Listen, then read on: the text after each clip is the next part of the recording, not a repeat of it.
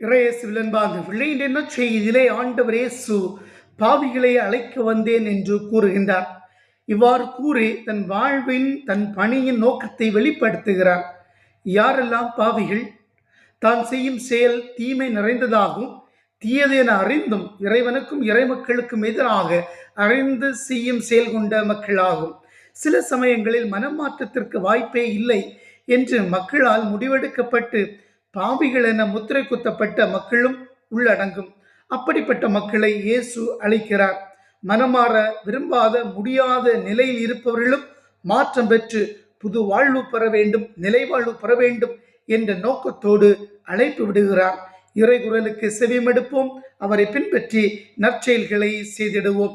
திருப்பாடல் 65:2 மன்றாட்டுக்களை கேட்கின்றவரே, மானிடர் யாரும் உம்மிடம் வருவர்.